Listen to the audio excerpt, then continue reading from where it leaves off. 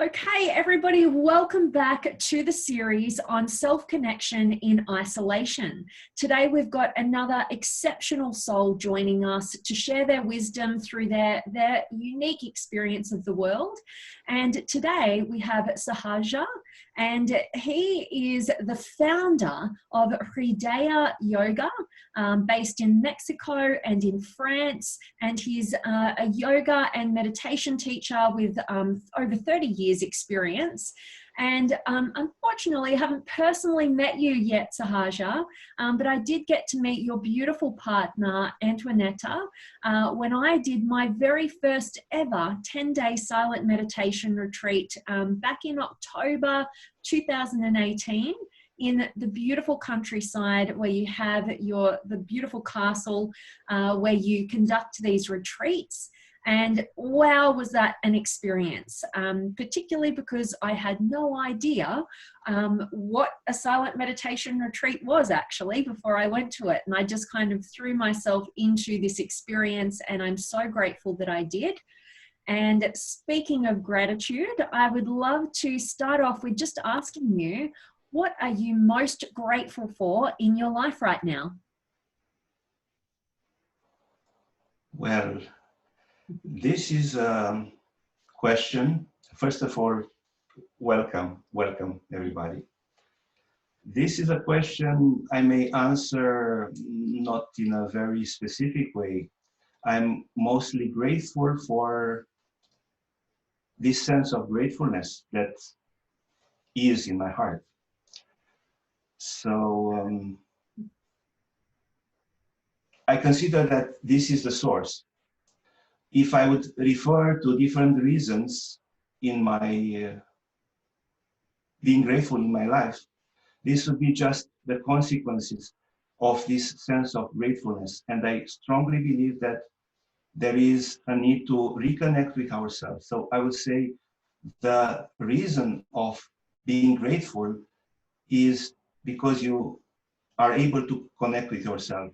When you connect to yourself, then the fact that the things are going perfectly or not really is not so relevant, because behind all this, there is a trust. There is a trust in your heart. And this is the most powerful reason I am grateful for. And it's like this. I mean, it's not a theory, it's practically like this. Because if I'm just referring to the fact that, yes, now things are flowing still so beautifully when we are in such a confinement now, and instead of seeing this as an aloneness, as a separation, as a painful, separation, this is such a beautiful opportunity to see solitude, which is that beautiful part of aloneness, to integrate aloneness in a conscious way. This is I'm grateful for. And from there, many things are flowing. Oh, and as I said, it can be difficult or it can be challenging. Still, I'm grateful for this presence. Oh my gosh. My heart feels really open. I don't know. We've just been connecting for such a short amount of minutes, and everything that you're speaking into, it must be your energy, but I'm feeling almost overwhelmed with gratitude right now because of how you speak. Yes, it's true. Yeah. It's true. This openness of the heart, this very openness of the heart, Vanessa, we are grateful for this. And then from there, life is seen in a different way, and everything has more fluidity, more meaning, but not necessarily in rational ways, but a higher meaning, a meaning of a poetic meaning, I would say, an aesthetic meaning of life. Oh my gosh. And this is the reason I was so grateful that I came across, your facilities and the work that you're doing, because that 10 days that I spent talking about, not even talking, actually, it was silent, wasn't it? So I wasn't talking at all, but, listening and considering asking ourselves that question, who am I? Focusing on that heart center. And that's really what Hridaya is all about, isn't it? It's connection to the spiritual heart. Is that right? Could you explain to our listeners what Hridaya is and also what Hatha Yoga is? Yes. So briefly, very briefly, Hridaya is a Sanskrit word, and it means heart, and refers to not necessarily the physical heart. Of course, Hridaya also refers to the physical heart, but refers to the spiritual heart, which is another name for that essence of our being, that core of our being, beyond emotions, beyond even the domain of our soul with our emotions and feelings. There is deeper, pure presence, a pure essence. In the yoga tradition, it is named Atman, and this is the spiritual heart. And Hridaya Yoga is a form of yoga which mainly focuses to this awakening of the spiritual heart, or reconnecting ourselves, helping us to reconnect with this reality of the spiritual heart, which was honored actually in so many traditions, religions. And silent meditation retreat is simply a retreat in which the focus is mostly on this intimacy with ourselves, getting to know ourselves in a deeper way. It's a path that, of course, passes to our soul. It's a path in which we start recollecting, we start having an intimacy with ourselves. So because of this, sometimes purifications may appear in such a retreat, but then we get to know ourselves in a more intimate way, and we even manage to realize what is really essential or meaningful in our life and what may not be. So it's a time for finding some priorities, and we may be sometimes surprised because we tend to go mechanically in some things only because we are used to do them. And then by being with ourselves, it's a beautiful time to have this intimacy and to understand in a more intimate way the real values of life, of existence, why we are here. You asked about Hatha Yoga as well, or yeah. Yes? Yep. Well, Hatha Yoga, Hridaya Hatha Yoga, in our perspective, should be a continuation of this self-inquiry, of this way of connecting with ourselves. So also it came as a natural continuation of this contemplative way of meditating. So our approach is to create this flow between meditation and the Hatha Yoga practice and our daily life. That's why Hatha Yoga is more about awareness. We speak about, I would say, two poles, consciousness and energy. So if indeed we honor the energies, and through Hatha Yoga we start acknowledging more how the energies are moving. So it's not only about sensations. Of course, they are so important, the breath and many sensations that are happening. And Hatha Yoga is such a beautiful way to get the intimacy with our body and with our energies. So apart from these energies and the part of knowing ourselves as a microcosm, how we can connect with the macrocosm, apart from this, we learn about a way of witnessing these energies, because this is also important. We are not just some energies. The yogic tradition, the Jnana Yoga, the yoga of knowledge, tells us that we are not just this body, not just our thoughts or emotions, and equally, we are not just our chakras or energies. They are indeed very refined aspects of our being, and still they are not that core, because I can witness, I can observe an energy, I can embrace and accept or deal with an energy or with a chakra and so on. So that's why it's, some would name it a non-dual Hatha Yoga, because it's about embracing energies from this background of awareness, of presence. Oh, wonderful. And, you know, that was one of the greatest gifts, I think, my experience, what I generated from that experience was actually, it was almost like a stepping away from just being in myself all the time and actually almost connecting with something else, watching my every move and my every intention, and almost like I split in two, it might be, but it was almost like a fear-driven self that I'm normally operating in the world in, versus this kind of like the witness, I guess you could say, kind of this loving, nurturing energy that dissolved. Well, you know, I mean, we live in a dualistic world, but it kind of, my experience was it kind of supported me. It kind of melted away the fears and insecurities when the witness was there. This might sound out there, but that was a slight part of my experience and value through those days, was getting this deeper connection to, I guess, my true self, I guess you might say, or that heart-centered place.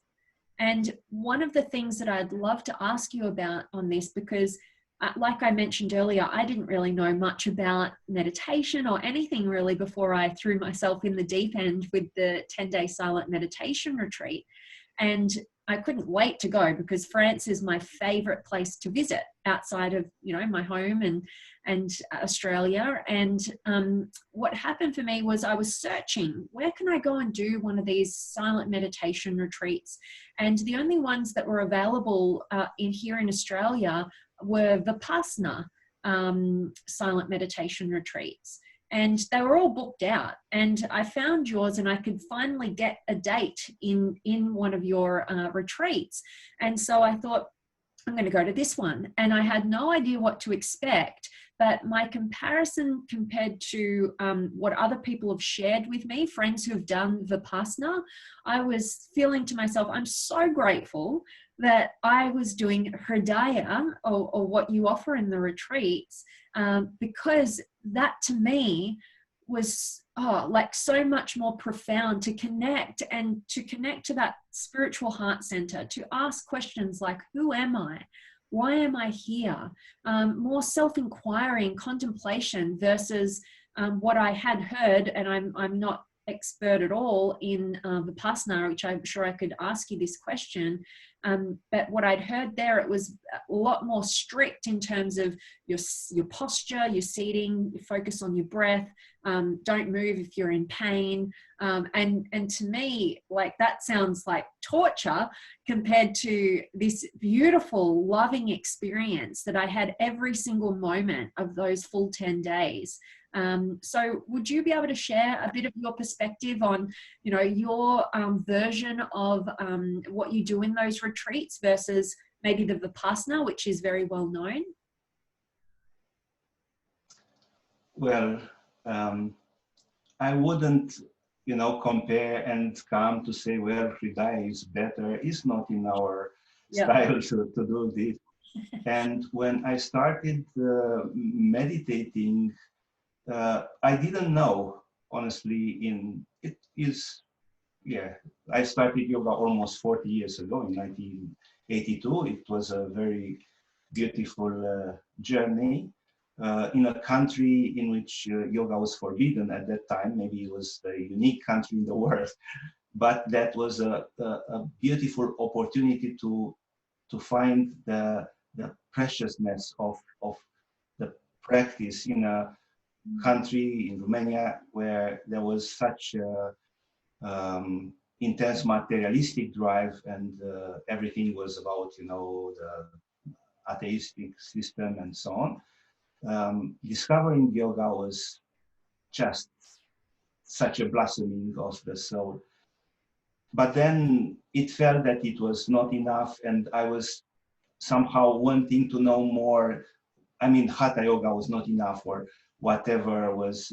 There came a time of astral experiences and communicating with subtle planes, and it was also a stage in this journey. At a certain point, I was even teaching um, workshops about parapsychology, and then I had a place. I was a professor in a university, which a psychology university, but has the section of parapsychology, and I was teaching in university parapsychology. But at a certain point, I felt that this is still not enough, that there is something deeper. And this is how I started doing retreats by myself, first in caves, and then all this came as an aspiration to share, because being a yoga teacher, in the summertime I would go, and in the holiday time I would go in solitude in these retreats, and then people would ask me, and I realized that it's very hard to explain in words what really is happening there. So after an important shift in that experience, I felt that is the time to share. But at that time, I didn't know about the Vipassana retreats or their um, approach. And I was very happy when I found Vipassana after a while, that many of the principles or the guidelines were somehow similar, while of course many other things are different. Well, I wouldn't say that Vipassana in itself is something problematic or limiting. It's rather the fact that what people are focusing there is mostly on the first stage of this journey, because the Buddhists totally honor and respect, and they consider a complete spiritual path. It's just that this awareness of the breath is not really vipassana, is anapanasati, or the awareness is the first stage. And then the real vipassana means inside. And the real vipassana is this insight into our real nature, which Buddha refers to this emptiness. Of course, an emptiness not as a nothingness, but an emptiness as a dissolution of all these personal little tiny things, and openness to this vastness reality, which is the same as the spiritual heart, this infinite reality of consciousness. So it is not that um, Vipassana would be limited or problematic. Is, I would say, a focus for our Western mind is just this focus on practicalities and technicality, which is okay. Maybe they are afraid not to go Buddhist concepts, or we may say the Buddhist religion, and then because of this, they would prefer just the technicalities there. But the problem is that indeed, when we stay in technicality, we cannot enjoy that sweetness, which is revealed when you go beyond technicalities. And this was mentioned even in Buddhist tradition. In the Zen tradition is a very beautiful metaphor, the finger that points to the moon. No? You use the finger in order to point to the moon. The finger in itself is not the moon. The finger is symbolically the path, the methods, the means, the breath, the awareness of the breath, and so on, while the moon is that which comes when you stabilize in that, when you acknowledge that stillness or that depth. That stillness cannot be achieved, only revealed. So yes, through practicalities, we can calm the mind. We can focus the mind. So we can obtain a lot of skills, but they are somehow still at the domain of personality. While accessing that stillness is beyond just the calmness of the mind, is even beyond mental void. Mental void is still a mental condition. You can have thoughts or moments of no thoughts. And maybe sometimes people say, okay, I can stay without thoughts 5 seconds or 20 seconds. And so what? It's not a very spiritual thing, or nothing special happened and so on. But it's not that pause or mental void in itself. It's just the fact that it can help us, or it's like a pointer which points to that deeper stillness. And I will give you, just to help you to make sense to this, I will just give you an example. We may, create a contest, who is able to stay in mental void for a longer period. And assuming that all of us are honest, we will stay with no thoughts. And then, saying when the thoughts will come. And then somebody will want to be the winner. You will want to be the winner in this. So there is mental void, but still behind there is a strategy. No, I want to get that prize. I want to be the best there. So the ego is still present there. While when through this, keeping this mental void, there is a chance to access a deeper reality. And then I drop everything. And then who cares about being the winner? Who cares about contest? You are just honoring that beauty. And that is, that stillness I'm speaking about, that reality, deeper than just strategies and even deeper than mental void. That's why in Hridaya we are trying to, while using techniques and practices, because yes, some people will say there is nothing to be done. While ultimately it is true that reality is what we are, that essence is always there, still, while the realization may be instantaneous, you may have such a glimpse, the deconditioning is a process. The deconditioning is a process in the sense that the subconscious mind will start being purified, and this requires a time. We learn, and this process, it's, of course, we may have a moment of stillness or a moment of overwhelming beauty, but then again, jealousy, fears are coming, and then we may say, well, I would like to be again, why is not possible to be all the time in that condition?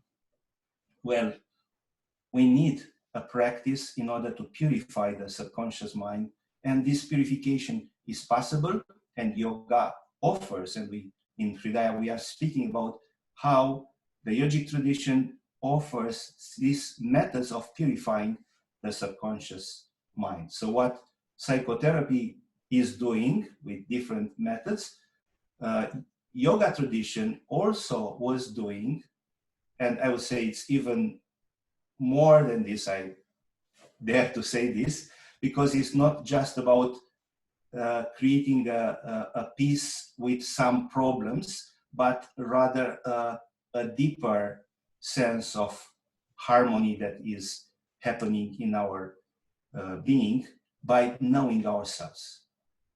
And I would say this is quite logical.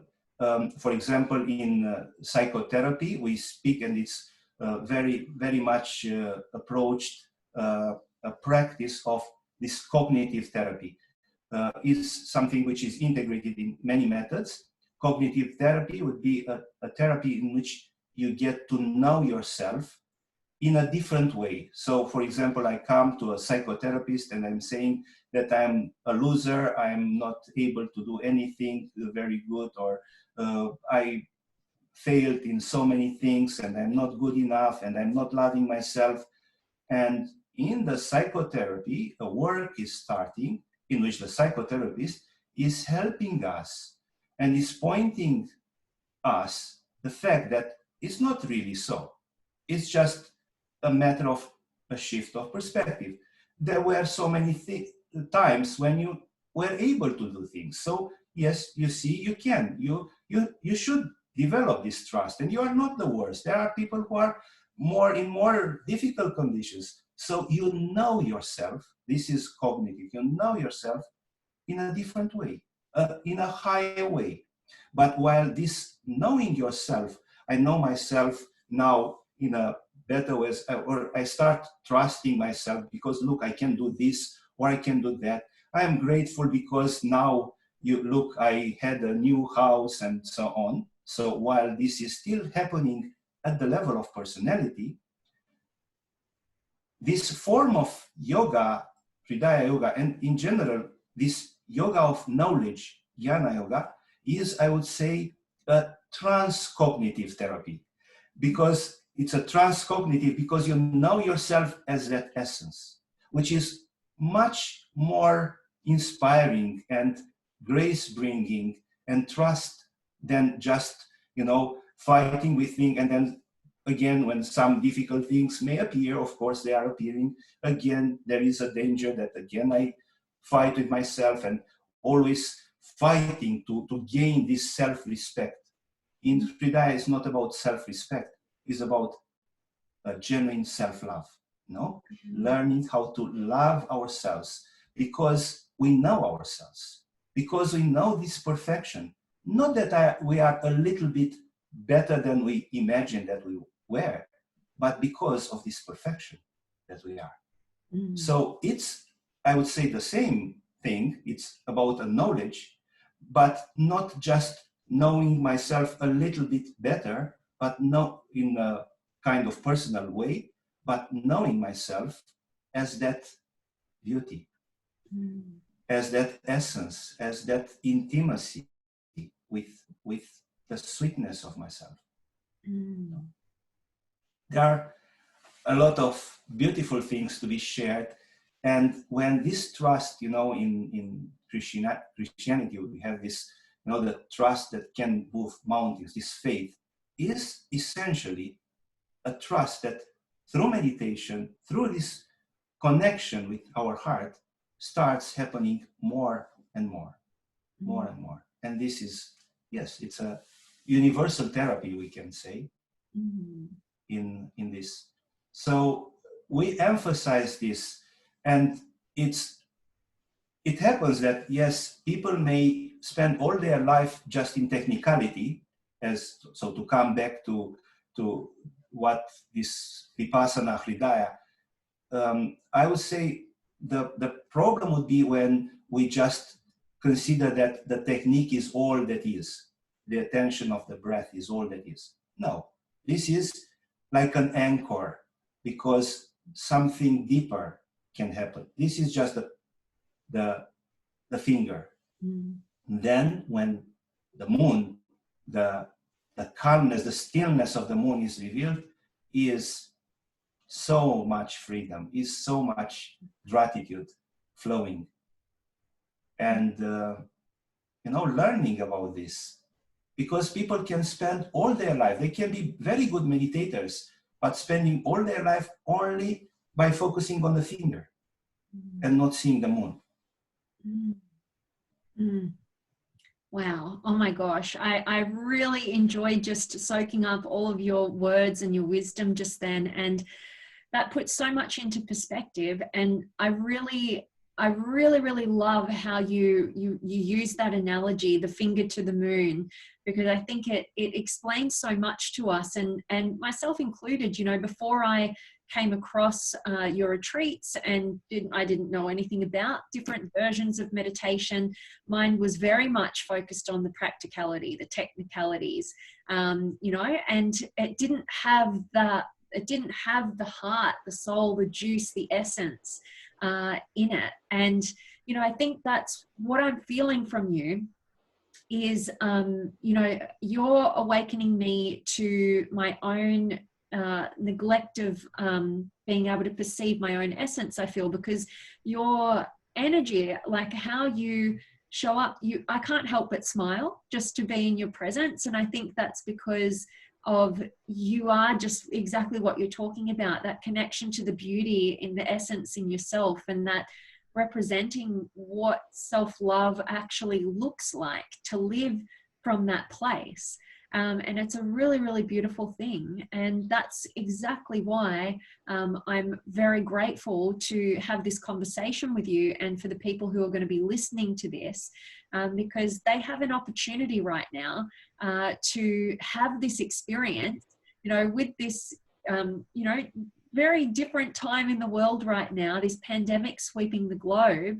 I'm so grateful to know that you're bringing the experience of these retreats to people's homes where they're in isolation. And I'd love for you to share a little bit more about, why people would want to be doing this, and what it's kind of about, and what they could expect to experience, and yeah, why they should come on board with that.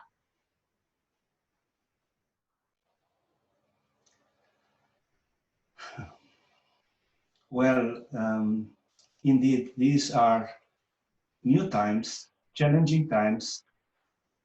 They can be equally very inspiring or inviting us to make a shift. And when things started happening, there was this intention to immediately start sharing online things, and I said to all my teachers and all our group, no, it's not yet. Let's just stay with ourselves. First, let's stay with ourselves, and not moving in the same thing of doing something else or making some other things. That let's stay with ourselves. It's an invitation to be with ourselves. But then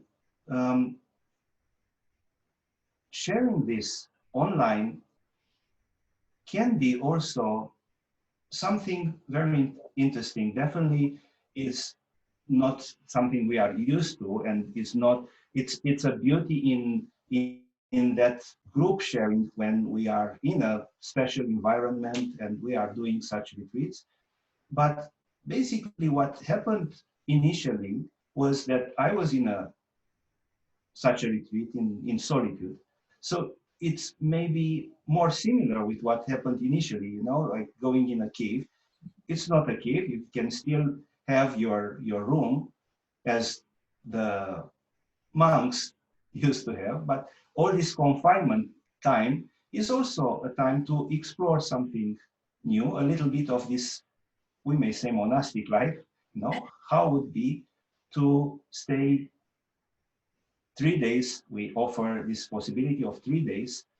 And for beginners, I would recommend to just try 3 days, and then you can still apply for 10 if this works for you. So a small commitment initially, just 3 days, in which we will learn about meditation, different aspects, not only the Hridaya practicing itself, but how to calm our mind using different methods, about the meditation position, and many practical and theoretical aspects, how we should come with this vision of non-duality and what this would mean, and how this is not an abstract philosophy, but how this can be understood in our life, and how it applies, and how can make or can bring so many changes in our life. So there will be a part of theory which is then verified or explored through the practice. If there is an aspiration to recollect or reconnect with ourselves, even this affirmation, when we just invite, close your eyes and bring the attention in the heart, reconnect with yourself. Somehow it shouldn't be a reconnection. Of course, I'm reconnected. Why am I saying I need to reconnect? So this shows that somehow this connection is missing. This connection is missing. So I learn to reconnect myself. And then in this agitation of daily things, I take a deep breath, and then I stay, and for some moments I just appreciate this quietness. Or some people would speak about, the beauty of the present moment, as an awareness which is not just about the second, but is about, maybe we can say, an eternal dimension of the present. No, it's like you open to something deeper than just things. So what is happening in just few moments in our daily life, we learn in such a retreat simply to explore and to go deeper there, to see what is that. And just through meditation, we are simply somehow prolonging and stabilizing and deepening that breath of awareness, or that breath of beauty, or that breath of freedom that we may experience occasionally in our daily life. Then also, as I said, it's a beautiful time to reconsider our life, to reconsider our values, what is really worth in our life and what not, what is worth to continue to be explored and to put our energy into. We also speak about an integration of daily life and spirituality, and how this can happen, and then what not. So after this retreat, many interesting things happened, and there were cases in which people decided. For example, I remember a woman who was lying a lot for some a sense of fear. She lied, her partner, her parents. Actually, she spoke about, it was a way of running away from a situation. She was kind of stuck in India, and she just pretended that she was raped. She just said, I was raped, I need to go back to United States. And then she said the same story to her family, even though it didn't happen. No, it was not such a situation. And then she did psychotherapy for 5 years, trying to heal something that didn't happen. Wow. And this new friend and all the relationship was in connection with this. I mean, very much based on this healing and this wound and so on. And in this retreat, she just realized, no, it shouldn't be like this. So she first started writing to her psychotherapist, which was, very, very kind and supported her, then to her mother, and then to her partner. And so a radical shift. There were people, many things can be shared about such a story. But then there were people who, after retreat, decided to just stop their relationship, or on the contrary, in the end of the retreat, there was a situation. There are actually two situations in which people proposed. A man proposed a woman. They were both in retreat. Of course, they met each other before. It's not that the retreat, but it was the time, and in which they say, well, now I realize that yes, we can and we should honor more this love and our relationship.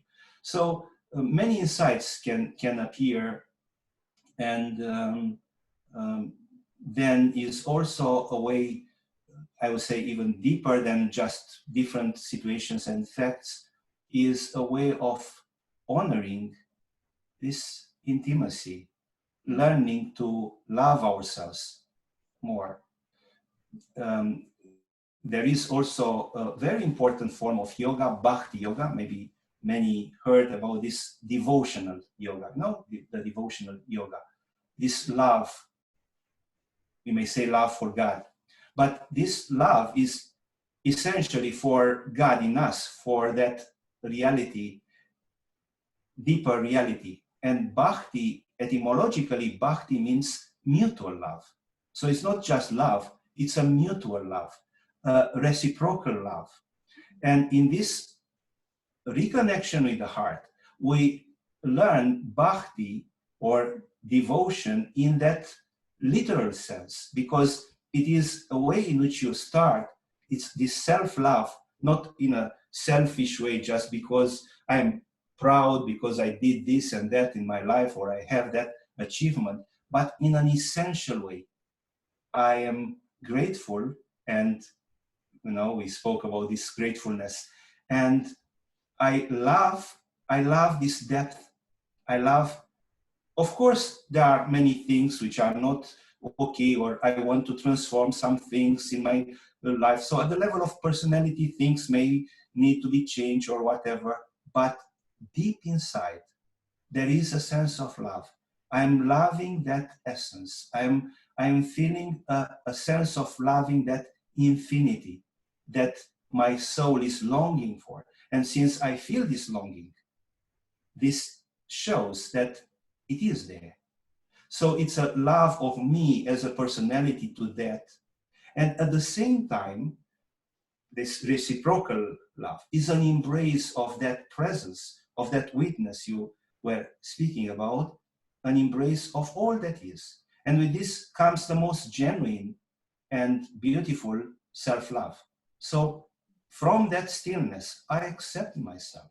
I accept and I integrate and I embrace all of this. So in this is not a negation of my angers or my fears, but is also not an indulgence. This accept your fears doesn't mean, you realize that doesn't mean just an indulgence in our, such tendencies, but is just a sense of integration in which everything there is starting, becoming more and more in harmony, and in that light of presence, everything is explored.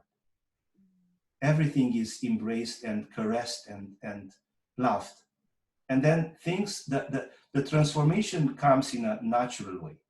And I will try to, even this approach of the soul, I will try to suggest a different way of looking at our emotions.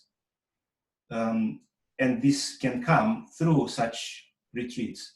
For example, if we go and see a beautiful sunset, there is not, the beauty is not related just with the sun or just with an element, but it's the wholeness that brings this beauty. It's not when the mind just starts noticing and saying, oh, but look, the beach is nice and the waves, but now the wind, and look, some birds and the clouds are like this and like that. But it's just a wonderment, and no mind or no labeling that brings that holistic view, that synergy of beauty. Yes? The same should be with our soul. So when I look inside, if I just look and identify myself, oh, I feel now frustrated, or I feel this, I'm just labeling a space, something in a space, which is not just about items, it's not just about stuff, but I start seeing, exactly as I see the beauty of the wholeness of that sunset, I can start seeing the beauty of my soul, in which, yes, there are many elements, but that contemplative view, that zooming out, that capacity of seeing in integrality is healing in itself, is, it's non-dualistic. I don't need to name fear, frustration, this or that, because this is still a labeling, this is still projection, this is still anticipation. It's just what it is. And I observe and I'm present, embracing all this. And this can happen in a retreat, learning to see the beauty of our being in integrality, and this self-love, more and more, this self-love. Wow, I'm really enjoying this so much. I don't want to let you go.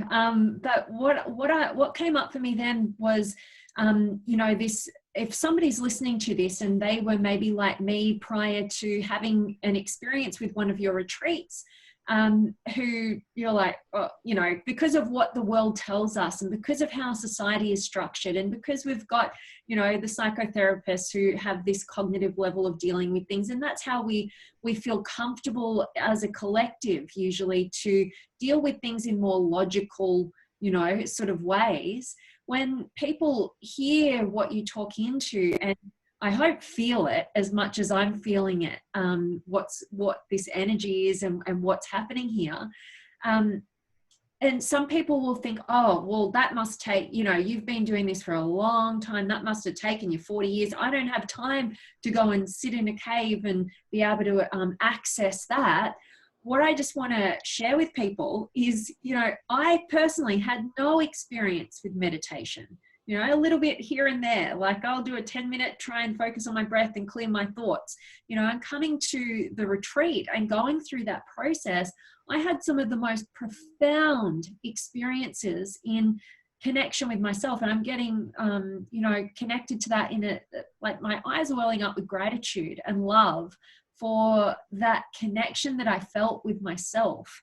And I'm so grateful that you're offering this again for all of us who can't maybe travel to where you hold those retreats normally. And just maybe something else that you might have, do you have anything that you'd like to share with those people who may think, well, I don't have the experience and like I won't be able to get there if I haven't had all those years experience? Do you have anything that you'd want to share with those people that might get them to be open to this opportunity? Yes. Yes, thank you, Vanessa.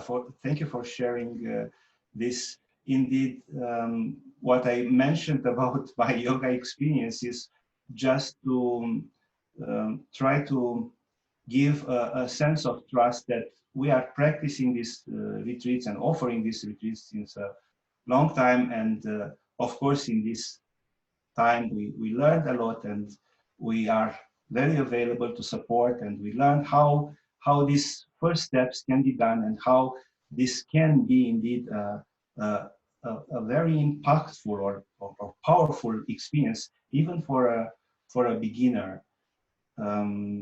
And yes, it's not about spending a lot of time in yoga, in a dedicated yoga practice, or I would say is definitely not a request of such a retreat. If an aspiration to reconnect with your heart more and more will come, it will come just for this love of ourselves, as a way of honoring ourselves. So such a retreat, many times people say, this is the best gift I offer to myself. Or sometimes when people are spending even the birthday, this is the best birthday I had, or a beautiful gift I gave to myself. So it's a way, I mean, it's not, I don't want to say that this is happening for absolutely everybody. For some, of course, finding yourself can be challenging. So I'm not saying that it's always honey and always grace, and but it's at least a beginning of a journey to know yourself, and definitely can bring so much. There is so much benefit in just reconnecting with ourselves. So what should be more important, than this? You just asked me before we started to say some words about our times now. We didn't have the time to speak about this, but maybe now is a moment like this. So my perspective on this on these times, definitely I would say, don't be a part of the problem. That means don't just stay in fears or being overwhelmed or of these concerns and fears, but try to be a part of the solution. And the solution is exactly this self-awareness. And even more than this, now, as you know, a big part of the internet and media is about some conspiracy theories and some things about was this virus created in a laboratory and or not, or what is, it was an accident or not, or what is there. Definitely humanity will need to know the answer, the real answers for this. We definitely need this. But in a way, this is not the most important question. In a way, this is not the most relevant thing. The most relevant thing, I would say, is the fact that this can happen, that such an accident can happen. Maybe this was not an accident, maybe, but such an accident, because of the way in which our world is going, can happen. Can happen.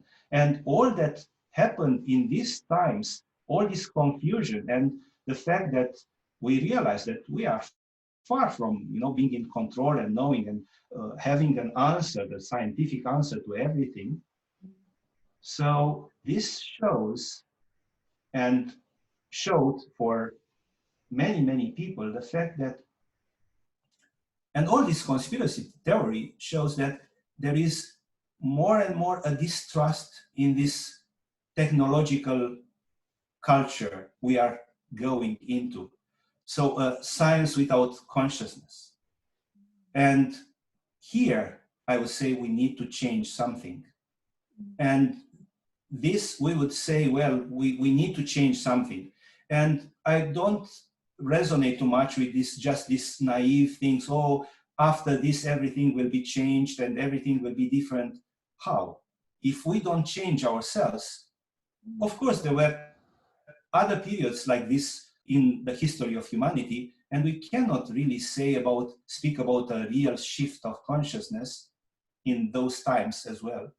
Yes, of course, contemplation on death or all these elements are coming, definitely, but it's not that this is the most, shifting or tremendous power of shifting things. So we need consciously to do something. And we may say again, all these powers or all these multinationals and all these strategies of governments are too high or too powerful to make us able to make a change. And it's not so. And we can find in history, we can find some examples. And one of the beautiful examples of such a transformation was the Gandhi movement of this non-violent revolution that happened, that movement of independence of India, in which people with less power, but because they were able to express themselves, they were able to, with perseverance. It was not just a movement that took just a few days, or it was a context. It was started in the context of an economical crisis. So it was a good context, we can say, but then with perseverance, with some people who had clarity and integrity in following, we simply don't want to continue like this, things changed. And that's why I'm saying there is a hope to start following such an example, non-violent inner revolution. So we start with a non-violent inner revolution. I'm saying non-violent because it's not a fight with my emotions or with my tendencies. This would be just a civil war, frustration and all this. But you learn how to become more aware, and is our responsibility. We as human beings have this responsibility, because if we look now at the earth is happy. I mean, the Mother Earth is happy we heard about so many things that the ozone holes are shrinking so quickly, and dolphins appeared on the canals of Venice, and animals are enjoying this time. So we as human beings with these gifts, as human beings, we are meant to be somehow the king of this planet. So we should be the king of this planet.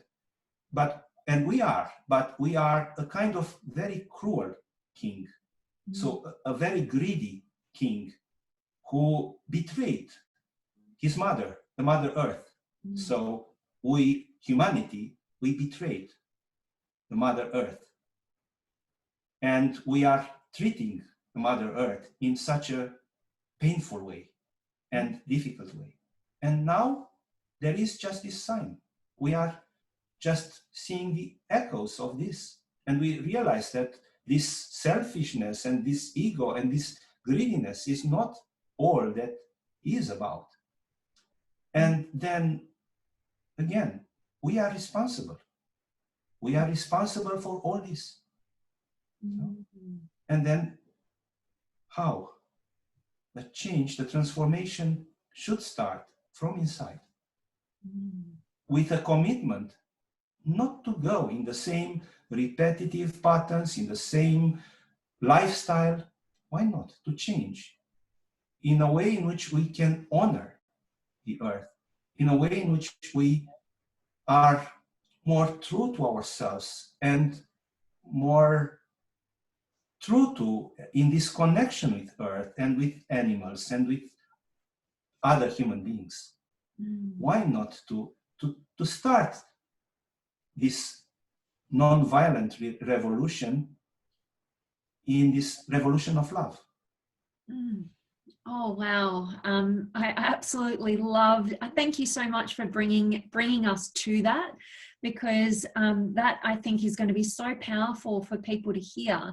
And I love the analogy. I love that we as a collective are the kings of this earth, but we've been cruel, and it's a time right now to take a look at how we're operating and become that benevolent king. And to, instead of, neglecting our mother, we need to honor her, that Mother Earth. I love how you put that. And so this is right now, that's why I really want to honor and acknowledge you for the work that you do and for the people that you've brought together to make what you do happen in this world, and to allow people this opportunity with guidance and love and support and, experience, to be able to have that experience in their own internal world, to, like you said, that transcognitive experience, to try something different than the normal, and to get beyond just that and to reconnect with the essence of who we are and purify the subconscious mind, like you said, and to be in a better position to make quality decisions about how we are going to show up and what changes we're going to address and make in this world, so that through this time and through this change that we're all, is in our midst, we can actually impact it in a positive direction that's a lot more conscious, a lot more connected, and have a better result for everybody. Love it. Awesome. So yes, we are, yes, definitely such retreats can support this transformation, that this inner transformation, and also can teach us about this purity of intention. So starting with this purity of intention, because this is the main element from which we are starting. In the Oriental tradition, especially in the Kashmir Shaivis tradition, they speak about three fundamental energies. The energies of Shiva, the energies of our heart. And they speak about intention, knowledge, and action. Icha, Jnana, Kriya. So it's intention, knowledge, and action. First, So the painter, for example, would start with an intention, I want to make a painting. Then you start what is about, and then the acting and painting starting. So any act of creation, artistic creation, and or any act in our life has these three elements, three energies. And if we look at humanity, we develop very much this know how to do things. So management and a lot of strategies. We are very good in planning things now. We develop a lot of tools. So the jnana, the knowledge is there. The action is also, we have bulldozers and things that can move a lot of things on the earth. But then intention, we are not looking so much on that intention, the purity of intention. So coming to that purity of intention, this would be a key in the whole transformation. Because yes, it's great that we have great knowledge and we have the possibility to act, but what is missing is this purity of intention. Mm-hmm. So coming to this, and this requires also humbleness. Mm-hmm. So wherever we are, in whatever place, and the humbleness should be there. So I'm not saying that, this retreat will change the life of I don't want to pretend anything or to go in this, come to us, we are the best, or we are trying. And it's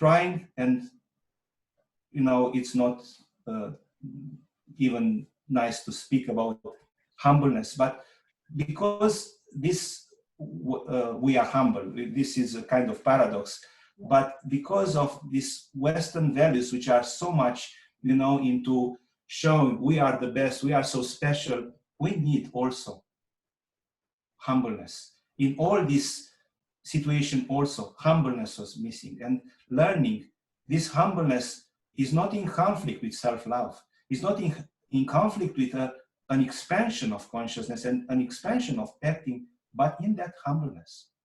Mm. Yes.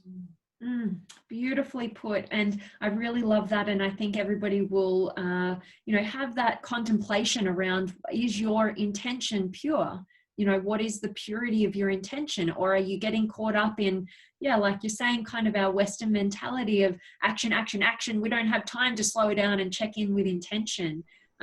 So thank you so much for sharing that. And I want to really acknowledge you and honor you for what you are expressing into this world. It's very powerful. And I'm very grateful to be in the presence of somebody who has such integrity. Everything that you've shared, I can see that and feel that you live it. And it's a beautiful thing. And I really am grateful for the wisdom that you share and your perspective to wake us all up to just this, to contemplate a different way and to reconnect with ourselves.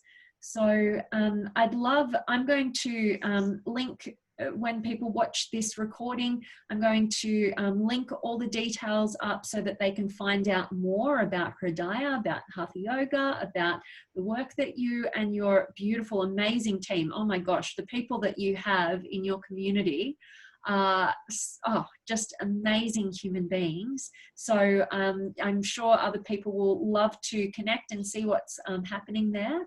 And also I'd invite them to come and join. I'm going to be taking part in the silent meditation starting on Friday, so that this will go out tomorrow. So it'll be the day after. So if you're listening to this, it'll be starting tomorrow. So good idea to take some action to test it out. And my high recommendations to do so. And Sahaja, did you have anything else any final thoughts that you'd like to leave everybody with? Yes, I also want to thank you, Vanessa. Oh. Thank you for your beautiful soul, for your openness, and also your inspiration and all the work that you are doing. As I said, trying with our possibilities and with our skills to keep that purity of intention and acting from that, with that honesty, of being. This is essential. This is essential. Oh, So yeah. trusting the heart. Mm-hmm. Trusting the heart. This is what I would say as a final recommendation. Knowing self-inquiry, then with this reconnection with ourselves, we will know from a deeper, from that honest space, we will know what is really true. There is a statement, a very beautiful statement. It is the truth that reveals the truth. And we may think this is paradoxical. If I know the truth, why do I need to reveal the truth? But it refers to this. It is the truth that reveals the truth, is that I may not know the absolute truth, but I know where my honesty is. I know what being truthful with myself, being honest with myself and with others is. And the journey always starts, a genuine, an authentic journey starts from this. I come with that truthfulness, and that will point to that absolute truth, that stillness, that reality, that divine reality, that sacredness of our being, we as sacred beings. Here, fake it till you make it doesn't work. At the level of the mind, it can work, at the level of the mind, we can pretend that some skills just evoking or imagining, but here is not about faking. Here is the most intimate and the most, honest journey. You are with yourself. There is no reason to pretend. We may want to protect ourselves, and then we want to hide the truth. But here, it is the truth, the honesty of our being, which will reveal the truth.